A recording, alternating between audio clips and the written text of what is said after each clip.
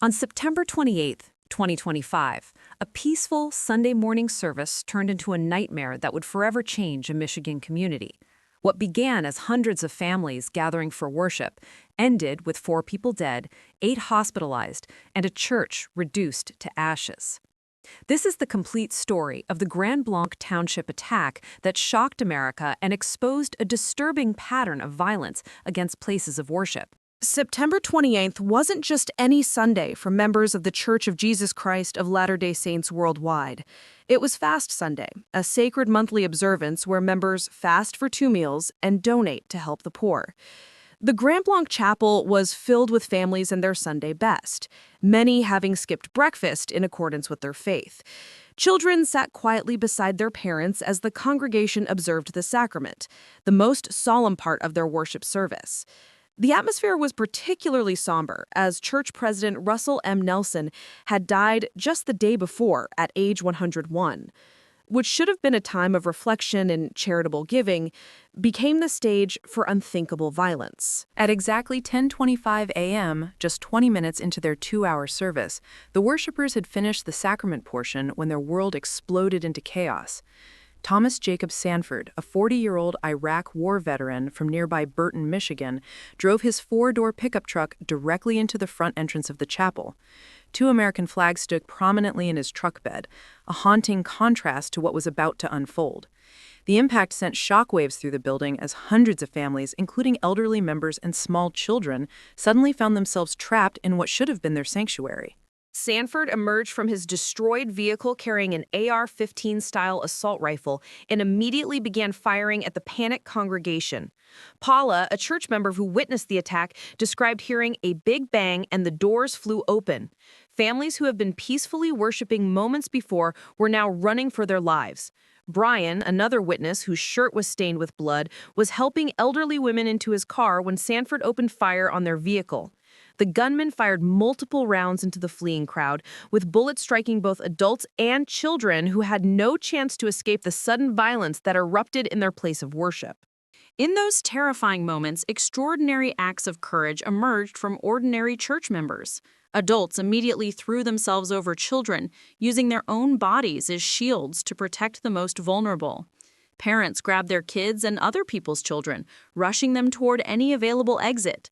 Some members helped elderly worshipers who couldn't move quickly, risking their own lives to ensure no one was left behind. These weren't trained first responders or security personnel. They were teachers, accountants, parents, and grandparents who instinctively chose to protect others when faced with unimaginable terror.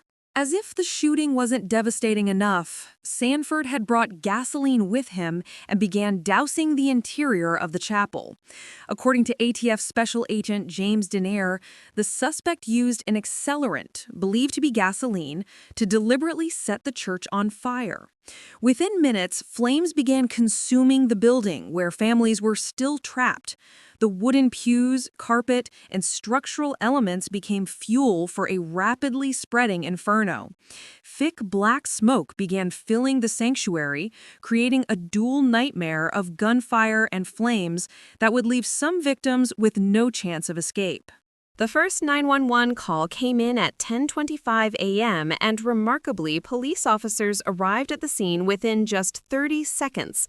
Grand Blanc Township Police Chief William Renier praised the rapid response, noting that having officers so close likely saved many more lives.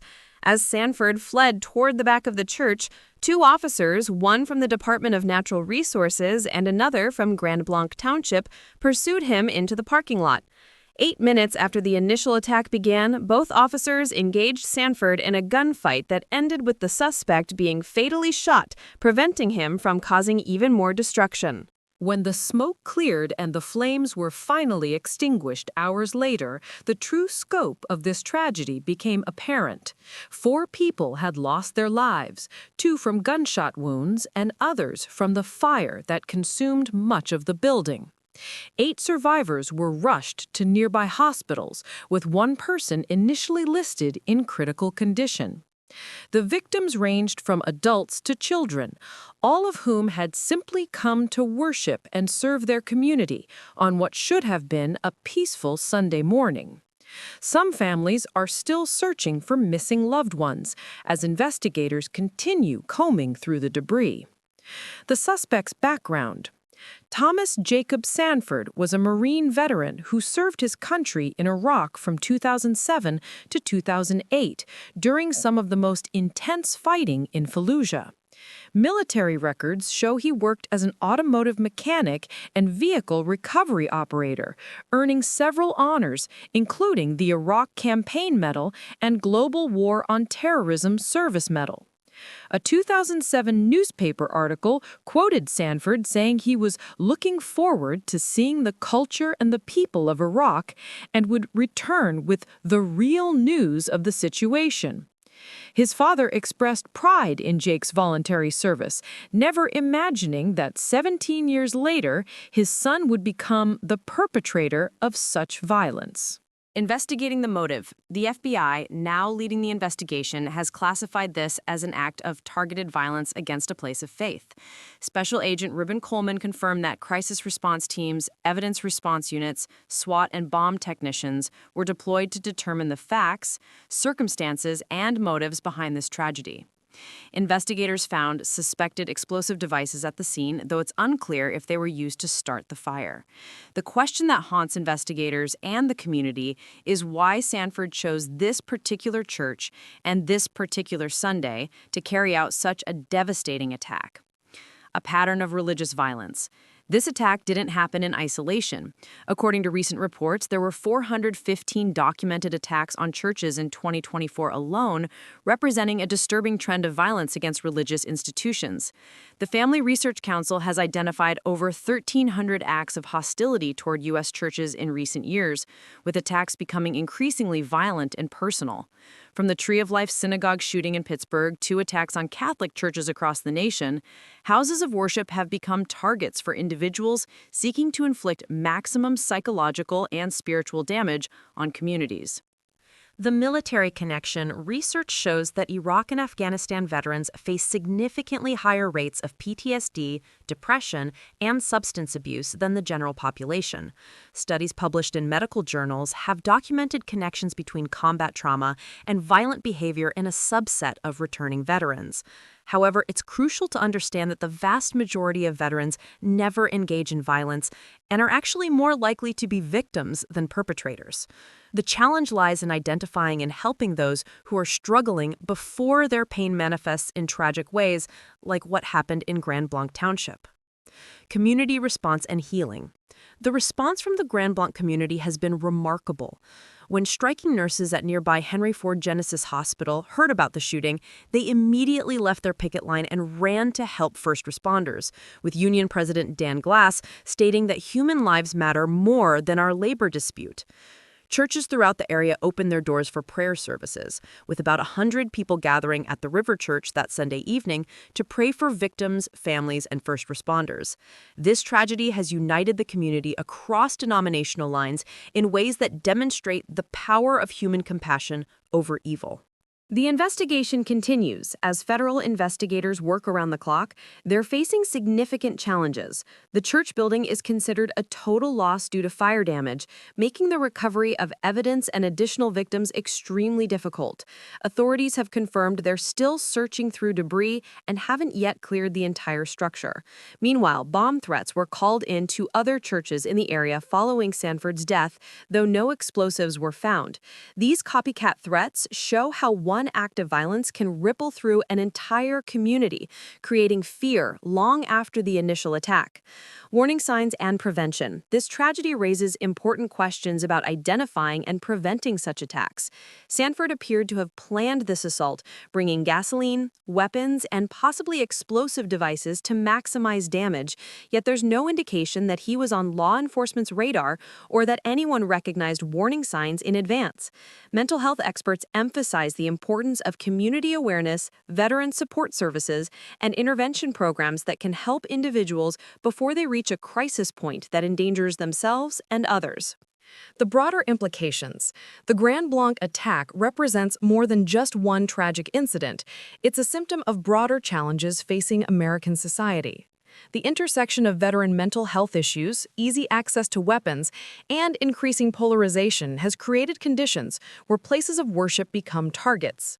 Religious freedom and the right to gather peacefully for worship are fundamental American values, yet congregations across the country are now forced to consider security measures that were unthinkable just decades ago. Remembering the victims. As investigations continue and communities heal, it's essential to remember that behind every statistic are real people whose lives were cut short or forever changed. Families woke up that Sunday morning expecting nothing more than worship, fellowship, and service to others.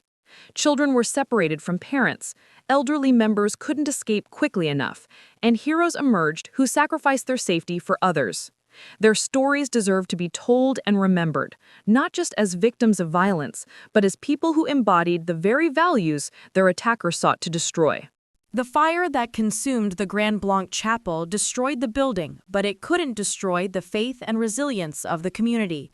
As investigators work to understand why this happened and how to prevent future tragedies, one thing remains clear. Acts of violence against houses of worship attack the very foundation of religious freedom that defines America. The healing process will be long, but the response from this community shows that light can overcome darkness, even in the face of unthinkable tragedy. At 92, Dallin Oaks assumes church leadership facing unprecedented challenges that will test every aspect of his legal and spiritual preparation. The church's rapid international growth requires nuanced understanding of diverse legal systems and cultural contexts. Increasing polarization over social issues demands careful balance between doctrinal consistency and pastoral compassion. His age, while bringing wisdom and experience, also raises questions about the duration of his presidency and the need to prepare for another succession. The ongoing sexual abuse scandals affecting religious institutions require legal expertise and moral leadership to protect victims while preserving institutional integrity. Perhaps most significantly, Oaks must lead a church whose younger generations increasingly question traditional positions on gender, sexuality, and social justice. His legal training and decades of experience provide valuable preparation, but the scope and complexity of these challenges would strain any leader. The next few years will reveal whether Oaks's methodical, law-based approach can address these multifaceted problems effectively. As Dallin H. Oaks prepares to become the 18th president of the Church of Jesus Christ of Latter-day Saints, church members and observers worldwide are asking the same question: what will change? Based on his 4 decades of apostolic service and his consistent emphasis on certain themes, several predictions seem reasonable. Expect continued strong emphasis on religious freedom issues, with Oaks likely using his legal expertise to advocate for religious exemptions and constitutional protections. His methodical approach suggests fewer surprise announcements, but more thoroughly planned, legally sound policy changes. His focus on traditional marriage and family structures will likely continue, though perhaps with increased emphasis on compassion and understanding. Internationally, his legal background may prove valuable in navigating complex regulatory environments as the church expands globally. Most importantly, Oaks brings intellectual rigor and legal precision to challenges that require both spiritual discernment and practical wisdom. The boy who lost his father during the Great Depression has become the man called to lead millions through uncertain times, armed with legal training, spiritual conviction, and nearly half a century of preparation for this moment.